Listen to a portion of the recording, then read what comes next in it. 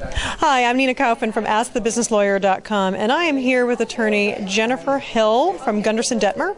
Jennifer is a venture attorney who has a lot of experience dealing, especially with women raising capital. So welcome, Jennifer. Great to be here. Thank you, Nina. Jennifer, one of the panels today dealt with raising capital. Can you talk about one or two of the areas where business owners get into trouble raising capital? Yes. The first is knowing what kind of capital is right for your business. So a lot of entrepreneurs spend time going after the wrong resources. If you are truly a small business and you need $10, $15, $30, $50,000, that may be something that you can get through friends and family, through a bank loan. Depending on what you do, you might even be eligible for a grant. But every company seems to think that they are a target for a venture capitalist or a private equity firm, and that's not necessarily the case. So I would research how much you need and what capital resources actually funded those businesses and concentrate your time there. Right. Can you talk a little bit about crowdfunding and how does that change the landscape, if at all, for small businesses? Well, it is changing because it allows so many more people to become small investors in businesses. And there are a lot of websites now that are actually trying to provide services to help small companies navigate it. I think the first thing to think about is, again,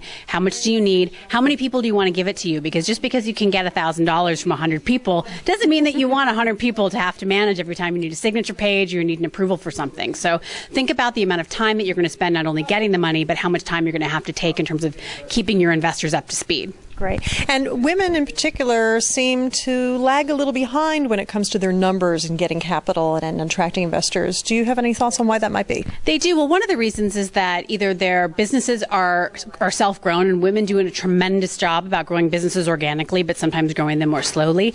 The others, they may not necessarily have access to those resources. They may not know about them, or they may just not be asking. So the first and foremost thing is to ask. Ask for capital. Figure out what the capital is that you need. There are a ton of resources available, from everything to the Kaufman Foundation to entrepreneurship groups such as Astia that are working with women to help them gain capital. There's Ladies Who Launch.